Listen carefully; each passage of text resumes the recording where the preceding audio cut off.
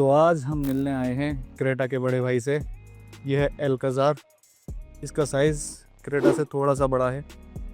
अगर आप भी अपनी फैमिली के लिए ऐसी गाड़ी देखना चाह रहे हो जिसमें आप 7 सीटर गाड़ी हो, सब अच्छी तरह से बैठकर जा सकें, तो इस गाड़ी से बेहतर कुछ नहीं है। ये इंडिया में हुंडई की सबसे बड़ी गाड़ी है।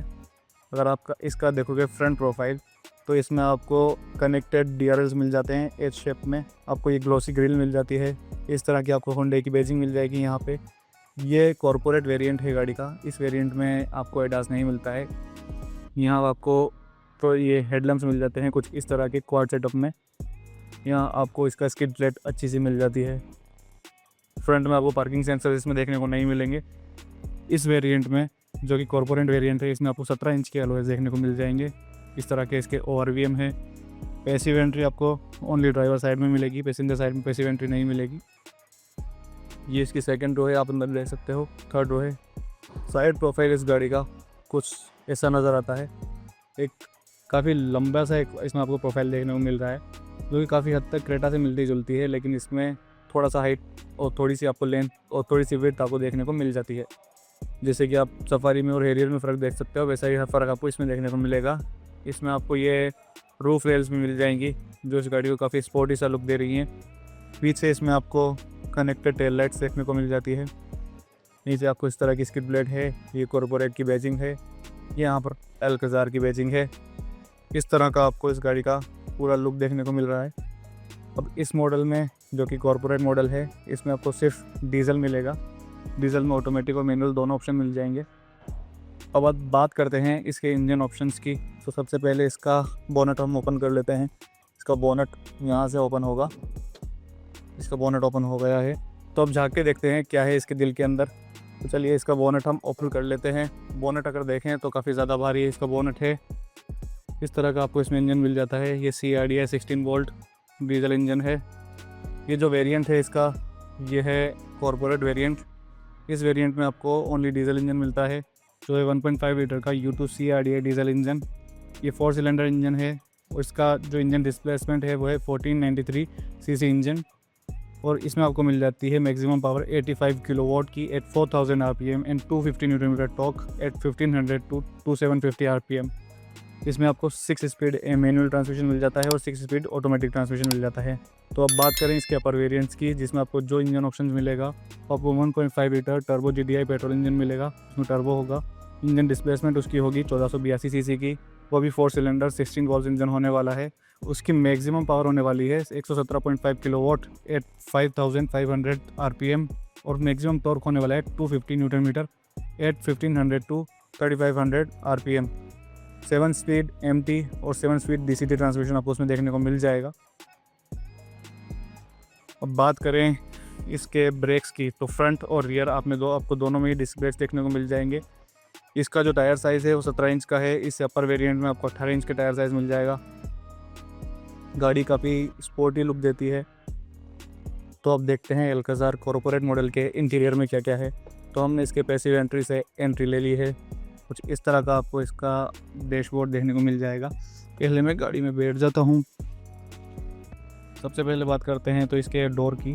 तो इस तरह के आपको इसमें कंट्रोल्स देखने को मिल जाते हैं, विंडोज़ के लिए, मिरर्स के लिए, जैसे हर गाड़ी में होते हैं। सबसे पहले मैं यहाँ पे इसकी की को रख देता हूँ। इस तरह का आपको इसका स्टीयरिंग देखने को मिल जाएगा।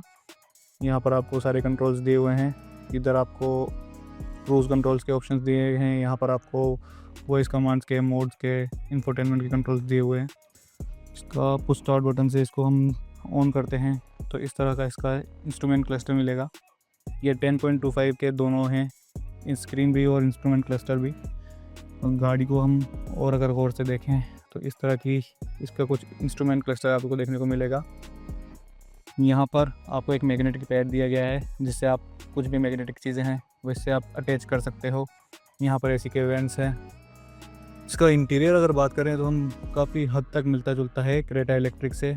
सेम इसी तरह के AC वेंट्स आपको क्रेटा इलेक्ट्रिक में मिलते हैं, जिसको ये Hyundai Horizon AC वेंट्स बोलते हैं। यहाँ पर आपको इंस्ट्रूमेंट्स के और AC के कंट्रोल्स दिए हुए हैं।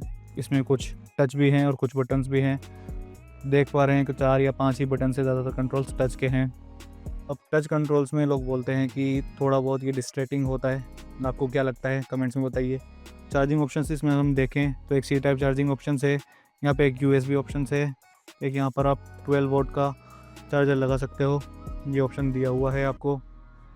ये इसका गियर ट्रांसमिशन है, 6 स्पीड मैनुअल ट्रांसमिशन है। यहाँ पर इसका पार्किंग कैमरा ऑन करने के लिए ऑप्शन दिया हुआ है, कुछ इस तरह का इसको पार्किंग कैमरा देखने को मिल जाता है। यहाँ पर आपको 360 डिग्री कैमरा नहीं मिलेगा, इसको हम ऑफ कर देते हैं। ये अगर बटन देखें तो ये आप कुछ मॉडिफिकेशन के साथ करवा सकते हो। इस तरह का आपको पैसेंजर साइड डोर मिलेंगे। यहाँ पे आपको ये सनरूफ के लिए कंट्रोल्स दिए हुए हैं, यहाँ से आप इसको सनरूफ को ओपन कर सकते हो। इसमें आपको बड़ी सी पैनोरामिक सनरूफ देखने को मिल जाती है। ये लाइट्स के ऑप्शन हैं, इस तरह की आपको यहाँ पे लाइट देखने को मिलेगी। ये आपको गूगल होल्डर है, यहाँ पे आप चश्मा रख सकते हैं अपना। मैं फोकस कर देता हूँ, अगर आप चश्मे के शौकीन हैं तो यहाँ पर आप अपना चश्मा रख सकते हैं। इस तरह का आपको कुछ इस गाड़ी के जो फ्रंट ड्राइवर सीट है और इसकी फ्रंट रो है, कुछ इस तरह की आपको देखने को मिलेगी। यहाँ पर आपको काफ़ी अच्छा स्पेस 2 कप्स रखने के लिए मिल जाता है। यहाँ पर आपको एक आर्म रेस्ट है, इसके अंदर आपको एक स्पेस मिल जाता है। इस तरह का इस गाड़ी का कुछ इंटीरियर है। अब सीधा हम चलते हैं इसके पीछे की रो में। ये कॉर्पोरेट मॉडल है, इसमें आपको इस तरह की सीट्स मिलेंगी। इससे अपर मॉडल्स में आप जाओगे तो आपको कैप्टन सीट्स मिल जाती हैं। सीधा हम बाहर निकलते हैं और चलते हैं इसके सेकंड रो में। सेकंड रो आपको कुछ इस तरह की मिल जाएगी। इस तरह के आपको यहाँ पर सनसेट्स देखने को मिल जाएंगे। इस पर मैं बैठ जाता हूँ। मेरी हाइट जो है 6 फुट है। यहाँ पर मुझे काफ़ी अच्छा मेरे नी रूम मुझे अच्छा सा मिल रहा है। यहाँ पर हेड रूम भी मुझे काफ़ी अच्छा मिल रहा है। यहाँ पर जब आप देखते हो तो ये जो बड़ी सी जो पैनोरामिक सनरूफ है ये काफ़ी अच्छी लगती है। यहाँ पीछे आपको 2 AC वेंट्स दिए हुए हैं, हालांकि आपको कोई ब्लोअर का कंट्रोल या AC का कंट्रोल यहाँ पर नहीं है। यहाँ पर भी आपको एक सी टाइप चार्जर मिल जाएगा। यहाँ फ़ोन रखने के लिए आपको स्पेस दिया हुआ है, काफ़ी स्पेशियस आपको ये इसकी सेकंड रो मिल जाएगी।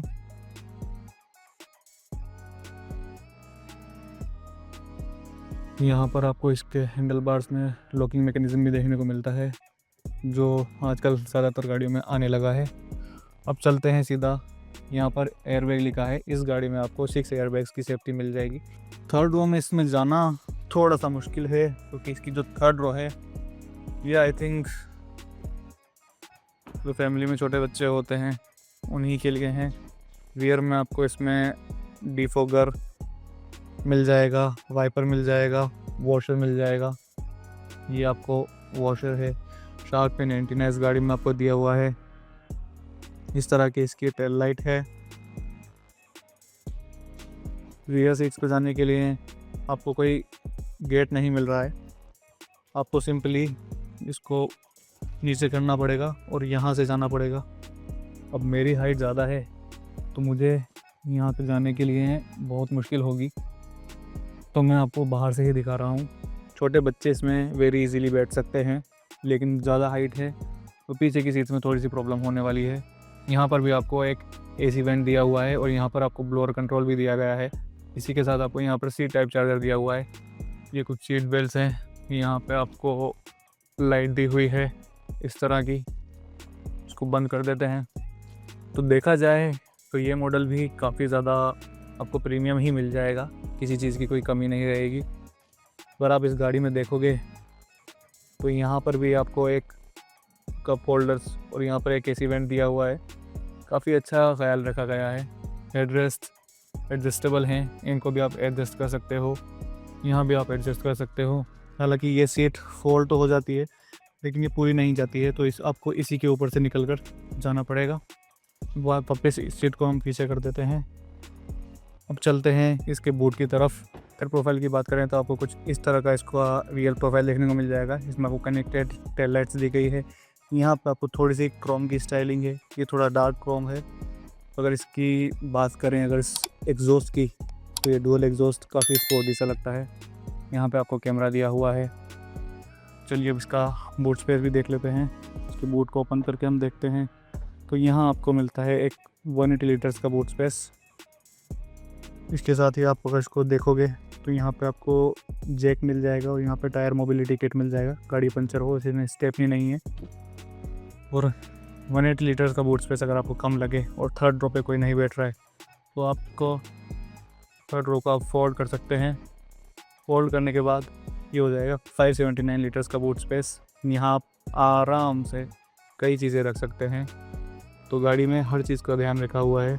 यहाँ पे आपको बूट लाइट मिल जाएगी। तो कुछ इस तरह की है हुंडई की सबसे बड़ी गाड़ी एल्काज़ार। गाड़ी आपको कैसी लगी? ये कॉरपोरेट मॉडल है इसका। ये मॉडल आपको कैसा लगा हमें कमेंट्स में ज़रूर बताइए। तो इस गाड़ी की जो प्राइस रहने वाली है वो आपको गाड़ी खुद ब खुद बता देगी। आपको गाड़ी कैसी लगी हमें कमेंट्स में ज़रूर बताइए। और ऐसी और वीडियोज़ के लिए देखते रहिए ऑटोवेलिया को। और अगर आपको किसी और गाड़ी का ऐसा रिव्यू चाहिए जिसमें हम आपको वॉक अराउंड भी दें, तो आपको फीचर्स के बारे में बताएं, तो आप हमें कमेंट्स में बता सकते हैं। हम जल्द ही उस गाड़ी का आपको पूरा रिव्यू लेके आएंगे। और इसका भी ड्राइव रिव्यू आना बाकी है।